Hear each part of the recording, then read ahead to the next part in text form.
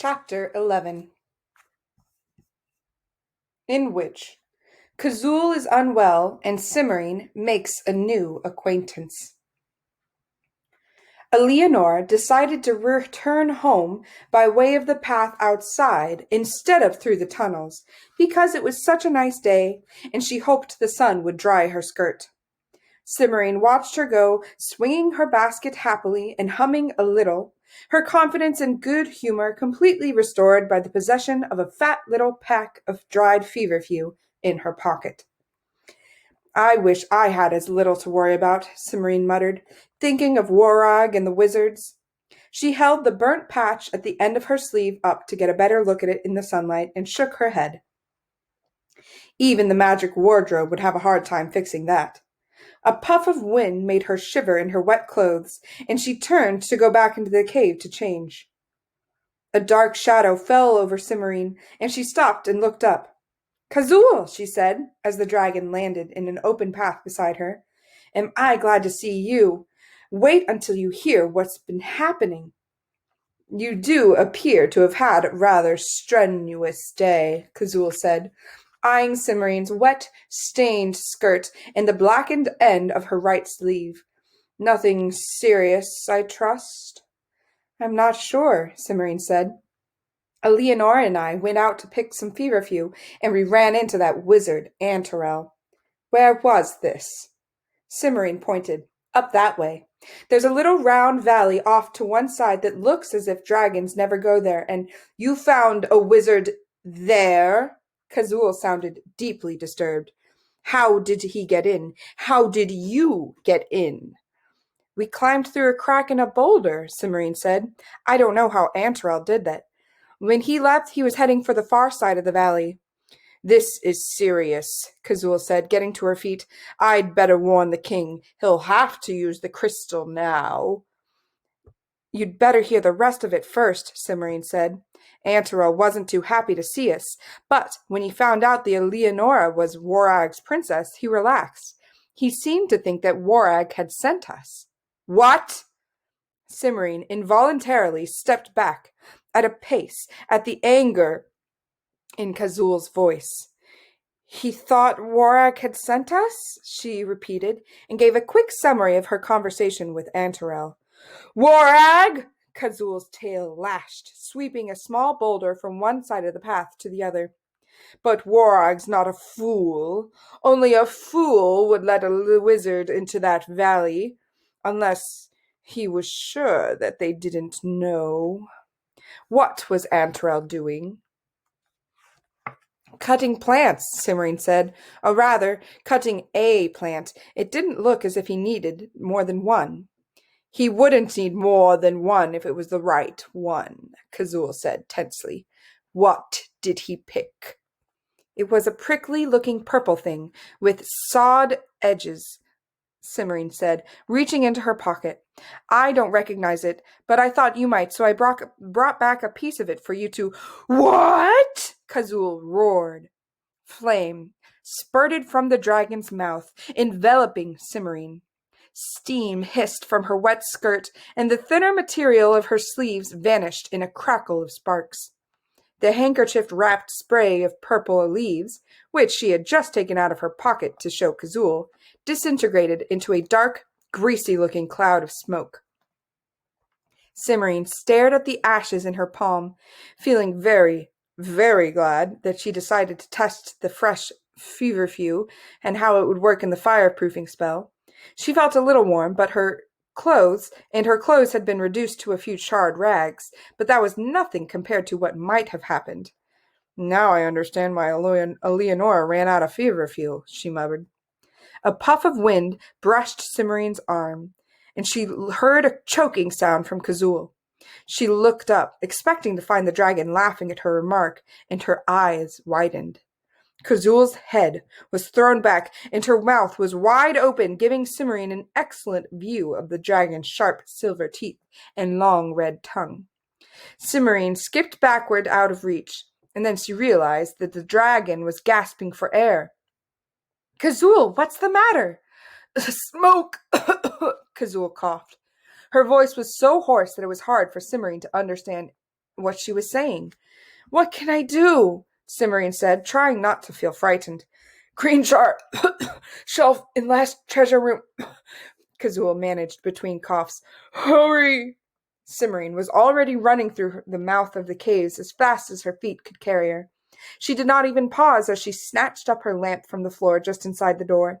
It seemed to take forever to get through the twisty passages and the first two caves full of treasure. She skidded to a halt in the doorway of the third room and stood panting, scanning the walls for the shelf in a right jar. She found it quickly and ran back at once, the jar clutched tightly in her right hand. The sound of Kazul's coughing grew louder as Cimorene sped back the way she had come. At the mouth of the cave, Cimorene paused and set down the lamp, then unscrewed the top of the jar. Inside was a thick emerald green colored liquid, about the consistency of honey. She looked out at Kazul. The dragon's head jerked with each cough, and the scales on her neck were beginning to turn pink around the edges. For a long, careful moment, Cimorene studied Kazul's movement. Then she leaned back and threw the emerald liquid jar and all into the dragon's open mouth, just as Kazul took another gasping breath. The jar landed on Kazul's tongue. The dragon's mouth closed, and she swallowed convulsively. Sudden silence descended. "Are you all right now?" Cimorene asked, after Kazul had taken several deep breaths with a renewed bout of coughing. "I will be," Kazul said. She sounded exhausted, and her movements as she slid into the cave were slow and uncertain.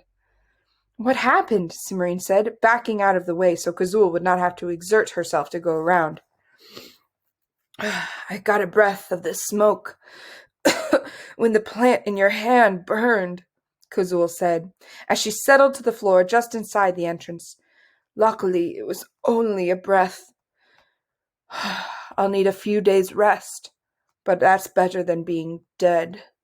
Cimorene stared at her, appalled. What was that plant? "Dragonsbane," said Kazul.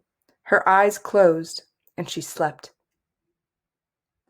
Kazul continued to sleep for most of the next 3 days. She woke only long enough for Cimorene to pour a couple gallons of warm milk mixed with honey down her throat from time to time, before she lapsed back into unconsciousness. Cimorene was very worried, but there wasn't much that she could do.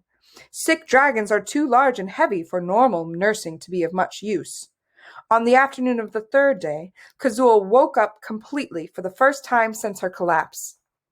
"Thank goodness," said Cimorene as Kazul shook her head experimentally as she sat up. "I was beginning to think you were going to sleep for a month."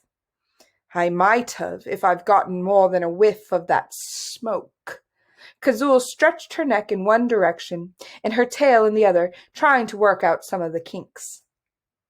"If I'd known it was so dangerous, I'd never have brought any of that purple plant back with me," Cimorene apologized. "You might have done worse than sleep for a month. You might have—" She stopped, unwilling to complete the thought. "I might have died," Kazul said. "Unlikely. If a dragon isn't killed outright by something in the first 5 minutes, recovery is only a matter of time. That applies as much to Dragonsbane as to a knight's magical sword." "Then why did you want that goo in the green jar?" Cimorene asked. "The antidote? I wanted it because I didn't like the idea of spending a month recuperating when I didn't have to." And says a fit of coughing interrupting Kazul's in mid-sentence. Cimorene skipped backwards out of the way. Frowning worriedly, she tossed a pinch of feverfew into the air and recited the verse for the fireproofing spell in case Kazul should lose control of her flame again. "Maybe you don't need a month to recover, but 3 days obviously isn't enough," she said to the dragon. "You better lie down before you choke." "I can't," Kazul said. "I have to warn the king. If the wizards have Dragonsbane for 3 days already—" She started coughing again and had to stop talking. "You stay here," Cimorene said in a firm tone. "I'll warn the king." "Tokaz won't listen to you," Kazul said, but she settled to the ground. Roxham will, though. Start with him. Roxham? Cimorene said doubtfully. She was afraid the grey-green dragon would want to go charging out after the wizards as soon as he heard what they were up to something. He'll listen to you, and the king will listen to him, Kazul said. It's not ideal, but it's the best we can do. All right, I'll go see Roxham. You stay here and sleep. When you get back, I'll wake you and tell you what he said, Cimorene said. Now go to sleep. Kazul smiled slightly and closed her eyes. Cimorene caught up a lamp and almost ran to the exit at the back of the cave. She was afraid that Kazul would think of something else and start talking again, and she didn't think that would be good for her. In the tunnel outside, Cimorene paused, trying to remember the directions to Roxham's cave. She had memorized a map in the library that showed most of the twists and turns of the dragon's tunnels, but she knew from experience that the miles of grey stone corridors, it was difficult to keep track of where she was. Left, fifth right, past the little chamber, right again, on past the iron gate, 2 lefts, the 3rd cave down, she muttered to herself. I wish Roxham's cave were closer, she muttered. She started off. Though she was being very careful, Cimorene had to backtrack twice during the first part of her trip, when a mistake in counting corridors led her to a dead end. When she finally saw the iron gate that led into the caves of fire and night, she sighed in relief. The tricky part was over, and the rest of the trip would be easy. She held her lamp up and quickened her step, hoping to make up some of the time she had lost on her detours. Then, as she reached the bars that blocked the entrance to the caves of fire and night, she stopped short. There was someone sitting on the ground on the other side of the gate. Cimorene had almost missed seeing him, and no wonder. His clothes, though well cut, were the same dark grey as the stone on the tunnel walls, and he was curled into a lumpy, dejected ball. He looked like a large rock. If he hadn't moved his hand as she passed, Cimorene would have never realized he was alive. The man on the other side of the bars raised his head, and Cimorene saw with shock that his hair and skin were the same dark, even grey as his clothes. His eyes, too, were grey, and their expression was apologetic. Forgive me for startling you, the man said, climbing ponderously to his feet. I didn't see you coming. He made a stiff, formal bow. Who are you? Cimorene demanded, and what are you doing in there? I am a prince, the man said, in a gloomy tone, and I'm reaping the rewards of my folly. What folly?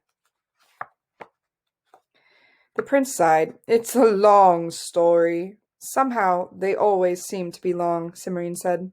You haven't come to rescue me from the dragons, have you? Because if you have, I'm not going to let you out of there. I haven't got time to spend an hour arguing today. I have no interest whatever in dragons, I assure you, the prince said earnestly. And if you would let me out, I'd be extremely grateful. Who are you, by the way? Cimorene, princess of the dragon Kazul, Cimorene said. She studied the prince for a moment and decided that he looked trustworthy. All right, I'll let you out. Turn around and put your fingers in your ears. What? The prince said, looking considerably startled. It's part of the spell to open the gate, Cimorene said. She wasn't about to let him overhear the words Kazul had used to unlock the door, even if he did look trustworthy. The prince shrugged and did as she directed. Quickly, Cimorene recited, By night and flame and shining rock, open thou thy hidden lock. Alberlingarn. For an instant nothing happened, and Cimorene was afraid that she had not remembered the charm correctly. Then the iron gate swung silently open. The prince, whose back was to the gate, did not notice. Cimorene touched his shoulder to get his attention, and her eyes widened. Oh, she said as he turned, You're stone! I know, the prince said. It's part of the long story I mentioned earlier. I haven't gotten used to it yet. He stepped through the gate, and it closed noiselessly behind him. I'm afraid I don't have time to listen to stories just now, Cimorene said politely. I've a rather urgent errand to run, so if you'll excuse me, can't I come with you? Cimorene stared at him. Why do you want to do that? The stone prince looked down at his feet with an embarrassed expression. Well, actually, I'm lost, and you seem to know your way around down here." He glanced hopefully at Cimorene's face, then sighed. "I suppose I can just wander around some more. I'll have to find a way out eventually." "You'll run into a dragon and get eaten."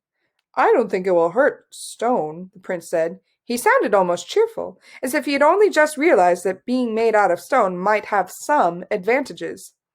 "Maybe not, but you're sure to give the dragon indigestion," Cimorene said. "Bother, I don't have time for this." "I could wait here if you're coming back this way," the stone prince suggested. Cimorene brightened, then frowned and shook her head.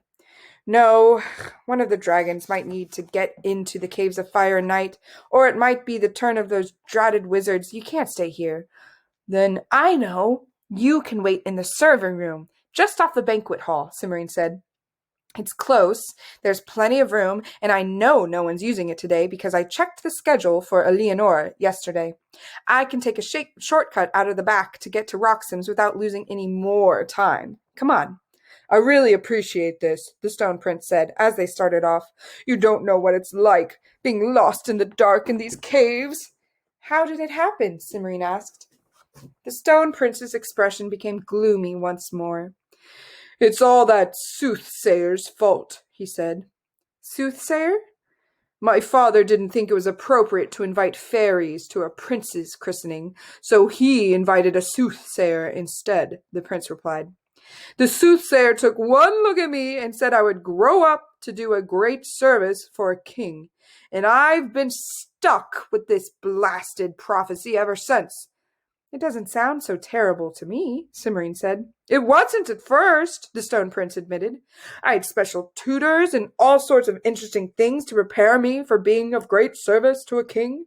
My father even sent me to a special school for people who are supposed to do special things." "Didn't you do well?" "I was at the top of my class," the Stone Prince said, with a flash of pride.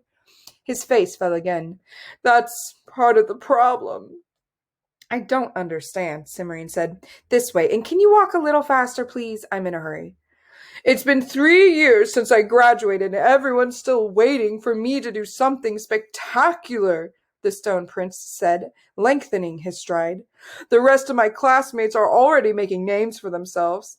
George started killing dragons right away, and Art went straight home and pulled some sort of magic sword out of a rock. Even the ones no one expected anyone to amount to have done something. All Jack wanted to do was to go back to his mother's farm and raise beans, and he ended up stealing a magic harp and killing a giant and all sorts of things. I'm the only one who hasn't succeeded." "Why not?" The Stone Prince sighed again. "I don't know. At first it seems as if I wouldn't have any trouble finding a king to serve. Every time there was a war, both kings asked me to lead their armies, and every king for miles around who'd lost his throne to a usurper sent a message to my father's court. It should have been simple. Only, they were always so worried about whether I was going to side with their enemies that it was easier not to pick anyone." "I see," said Cimorene. Privately, she thought that the Stone Prince had been rather wish-washy. Some of her opinion must have crept into her tone because the Stone Prince nodded glumly. "You're right, it was a mistake. As long as I didn't pick a king to serve, all the messengers and ambassadors and envoys stayed, hoping to persuade me. The inns around the castle were stuffed with them. It got to the point where I couldn't show my face without at least 3 of them pouncing on me. Finally, I couldn't stand it any more, and I ran away. It was a relief at first, not having everyone hovering over me, waiting for me to do something great. But after a while, I started feeling uncomfortable. And then I realized that even if nobody around me expected me to do anything special in the service of a king, I expected me to do something special. I was so flustered that I ran up to the next palace I saw and asked whether the king needed any services done. It turned out that he was ill, and the doctors had told him that the only thing that would cure him was a drink of water of healing from the caves of fire and night. So I left to get it at once." "So that's what you were doing," Cimorene said. The Stone Prince gave her another gloomy nod. "I should have known better. That king had 3 sons, and the first 2 had already gone off to get the water and failed. Anyone with sense would have seen that the youngest son was the one who would succeed. It sticks out all over, but I was too eager to do my great service and get it over with, and I didn't stop to think. What happened? It took me a long time to find the caves of fire and night, but once I did, it wasn't hard to find the water of healing. The chamber's getting crowded. All the princes who tried to get the water and failed have been turned into slabs of rock. I know, I've seen them, Cimorene said. Watch out for your head, the ceiling is low along here. Then you'll know what it's like, and you've seen the two dippers on the wall by the spring. The stone prince's shoulders sagged. I knew I should use the tin one. It was the first thing we learned at school, but I thought it wouldn't do any harm if I just looked at the gold one. So I took it off the wall, and as soon as I touched it, I started to stiffen up. Said Cimorene. The stone prince was obviously well aware of how foolishly he had behaved. She saw no reason to make him feel worse by pointing it out to him again. So I stuck my arm in the spring, the prince said. You stuck your arm... Oh, I see. See, that was clever, Cimorene said. Do you really think so? The stone prince asked anxiously. I thought that since the water from the spring is going to turn all the slabs of stone back into princess when somebody finally succeeds in the quest, then the water ought to keep me from turning into a slab of stone in the first place. Only it didn't work the way I expected, he finished, disconsolately. I can see that, Cimorene said, but at least you can still do things. It would be much worse to have to lie there and wait for the right prince to come along to break the spell. I wouldn't have had to lie there very long, the prince said. The king's youngest son is going to arrive any day now. I just know it. Anyway, if I were a slab of stone, I wouldn't know about it until it was all over and I'd been turned back into a prince again. How do you know? Cimorene demanded. Have you ever been a stone slab? The stone prince looked startled. No, I haven't. I never thought of that. Well, start thinking now, Cimorene said tartly. Here's the service room. Wait for me here, and don't go wandering off if I'm late getting back. I don't know how long this errand is going to take, and it's going to be very awkward for me if the dragons found you roaming through their tunnels. I'll remember, the stone prince promised. But what do I do if someone comes in? Duck into the banquet area, Cimorene said, showing him. And if someone comes in there, too, curl up in the corner and pretend you're a rock. All right, the prince said, doubtfully. Cimorene did not like leaving him, but she was even less enthusiastic about taking him to see Roxim. Roxim probably wouldn't object to the prince himself, though Cimorene suspected that there might have been some difficulty over his proposed theft of the water of healing. But explaining everything to the green-gray dragon would take hours. Roxim was nice, but he tended to take a simple view of things, and the prince's situation was anything but simple.